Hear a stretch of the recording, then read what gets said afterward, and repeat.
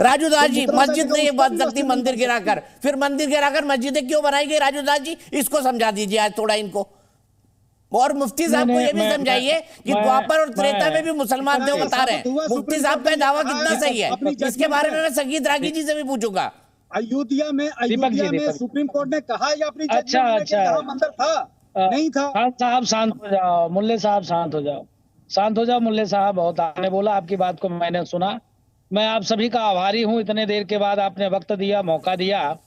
हम धर्म नगरी अयोध्या से सबके लिए, जितने हैं, मुफ्ती साहब हैं, खान साहब हैं, रागी साहब हैं, वाजपेयी जी हैं, रियाज भाई हैं, और आपके लिए भी मंगल कामना करता हूं। ढेर सारा आशीर्वाद हनुमान जी महाराज की तरफ से कि देश में अमन शांति का माहौल बना रहे। देखिए, हम लोग धर्म की जय करते हैं, अधर्म का नाश करते हैं, प्राणियों में सद्भाव करते हैं, विश्व का कल्याण करते हैं। वसुदेव कुटुंबकम के साथ दीपक चौरसिया जी हम लोग काम और कार्य करते हैं। देखिए, हमको संविधान में आस्था है और संवैधानिक तरीके से हम लड़ाई लड़ रहे थे, और संविधान के बल पर, मेरे ऊपर किसी का एहसान नहीं है। जिस प्रकार से इस्लामिक आक्रांता ने, आक्रमणकारी ने, जहां जहां सनातन धर्म संस्कृति के सिद्ध प्रसिद्ध, जहां पर कुछ न कुछ जिसकी मान्यताएं रही है, जहां पर लाखों लोग रोजाना अपनी श्रद्धा समर्पित करते थे, ऐसे जगहों पर लगातार आक्रांताओं ने पहले वही टारगेट किया।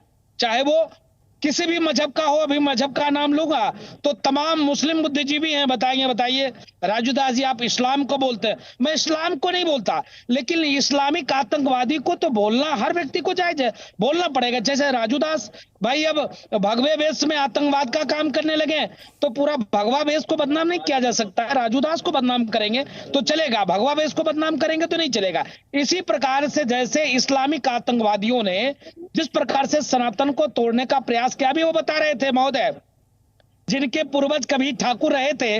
अब दीपक जी, जिसने आपने उनसे पूछा, उन्होंने कहा कि हाँ, मेरे पूर्वज पंडित नहीं, कश्मीरी पंडित नहीं, कश्मीरी ठाकुर रहे, लेकिन मैं आस्थावश इस्लाम में चला गया। आपको बधाई हो, आप आस्थावश इस्लाम में चले गए। लेकिन मेरा सवाल आपसे पूछना चाहता हूं, अधिकतर जो सिद्ध प्रसिद्ध मस्जिद है, वहां पर सनातन संस्कृति से जुड़े स्ट्रक्चर क्यों? एक तरफ तो आप कहते हो बुद्ध पूजक काफिर होता है, काफिर के गला काटने से 72 हुरे मिलते, जन्नतें मिलते, क्या क्या कहते हो, चलिए वो आपकी बात है। लेकिन फिर उस मस्जिद में सनातन प्रतीक क्यों? त्रिशूल क्यों? शंख क्यों? गदा क्यों? देवी देवताओं के प्रतीक चिन्ह क्यों? और आपने वर्षिप एक्ट के हवाला दिया कि अयोध्या को छोड़कर बाकी तमाम जगहों पर वर्षिप एक्ट के हवाला देते हुए जो जैसे था उसी प्रकार रहेगा। तो फिर वर्षिप एक्ट के बाद ना मुल्ला मुलायम सिंह जी ने रोका वहां पर पूजा? किसने रोका भाई? आपने कभी सवाल खड़े किए क्या? कभी सवाल खड़े किया क्या? कभी आप मेरे पक्ष में आए क्या कि भाई नहीं, हिंदू के साथ जाति हो रहा है, ये मेरे भाई हैं, पूजा क्यों रोका गया? तो इस प्रकार से अगर आप संविधान को मानते हो, नहीं, अगर आप संविधान को मानते हो तो हम संवैधानिक तरीके से लड़ाई लड़कर ले रहे हैं। इसमें आप ठीक है, मैं मुफ्ती मंजूर जियाई के पास चलता हूँ, मैं मुफ्ती मंजूर जियाई साहब के पास चलता हूँ। मुफ्ती जी, राजू दास जी ने क्या गलत बोल दिया बताइए। आपने कभी बोला मुलायम सिंह जी ने 1993 में पूजा क्यों बंद कराई व्यास तहखाने की? दीपक भाई, ये सियासतदान अपनी अपनी सियासतें जरूर करते हैं और ये करते रहेंगे, लेकिन एक बात मैं राजू दास जी से कहना चाहूंगा। मेरे बड़े अच्छे जानकार भी हैं, मैं अयोध्या जब आया था तो उनके साथ लगातार मैं उनके घर पे भी बैठा। लेकिन एक बात जरूर कहूंगा, जिन लोगों को आक्रांता कह रहे हैं, हनुमानगढ़ी की जो मंदिर बनी हुई है वो किसकी तरफ से दान में दिया गया है? जरा राजू दास जी, ये पूरे देश को आप बताइए कि वो दिए हुए पेपर किसकी तरफ से हैं आपको? पुनरुद्धार। साफ सुन लीजिए ना महाराज, सुन लीजिए महाराज, मुझे बोलने दीजिए, उसके बाद आप बोलिएगा महाराज। तो वो सारी आक्रांताओं ने जिस तरीके से दान दिया, जो उनके तरफ से जो आपको, उनकी तरफ से जो सरमाया आपको दिया जाता रहा साल तक, जिसको लिया आपने, वो कौन से आक्रांता थे जिन लोगों ने आपको दिया? बात जहां तक है ज्ञान वापी की, ज्ञान वापी एक बड़ा मुद्दा आज देश में, इसको सियासी बनाने की कोशिश की जा रही है और इस पे हिंदू और मुसलमान करने की कोशिश की जा रही है। मैं जरूर इतना कहना चाहूंगा कि इस मसले को कोर्ट में रहने दिया जाए, इसे रोड पर ना लाया जाए। और जिस तरीके से एक जमात के लोगों को, एक मजहब के लोगों को टारगेट करके जिस तरीके से बात की जा रही है मुआशरे में, लोगों में, सड़कों पर, ये बिल्कुल मुनासिब नहीं है। मैं उम्मीद करता हूँ कि राजू दास साहब भी इस बात से इत्तेफाक करेंगे कि किसी भी जाति, समुदाय, किसी भी धर्म के लोगों को इस तरीके से आहत पहुंचाना, उनको तकलीफ तशरीफ देना, ये मुनासिब नहीं है। कोर्ट की बात हम कोर्ट में करेंगे, लेकिन रोड पे नहीं करेंगे। ये बात दोहराना पड़ेगा हम सबको, ताकि मुल्क की एकता और एकजुट, तो हम लोगों की जो है एकजुटता वो हमेशा बनी रहे। हम लोग सनातन धर्म की बड़ी इज्जत करते हैं, आप हमारी इज्जत करते हैं, लेकिन इस बात को समझना पड़ेगा, हमारे वो लोग जो आपको चाहते हैं, आपको मानते हैं, आपसे मोहब्बत करते हैं, उन लोगों को समझाना पड़ेगा कि किसी भी मजहब को बुरा कहना या भला कहना, गलत कहना, ये मुनासिब नहीं है, या उनके लोगों की इज्जत के साथ में खेलना ये मुनासिब नहीं होगा महाराज साहब। और बात जहां तक ये तो महाराज मुफ्ती साहब आप ही बोलिए। हमने जितना किया है कोई नहीं कर सकता। आप अयोध्या आइए, अयोध्या में देखिए, लमसम हनुमानगढ़ी के पूर्व नागा संतों ने 3 मस्जिद बनाकर आपको दिया है। इलाहाबाद खंडपीठ ने, जो आप देखेंगे सरकतबारी मोहल्ले में एक मस्जिद है, उस मस्जिद के मुकदमे जीतने के बावजूद भी बनाकर पुनः आपको दिया है। आप यहाँ के मुसलमानों से पूछेंगे तो आपको पता लगेगा। नंबर 1। नंबर 2, आपने कहा कि हम सनातन का सम्मान करते हैं। सनातन किस लिए आप सम्मान करते हो?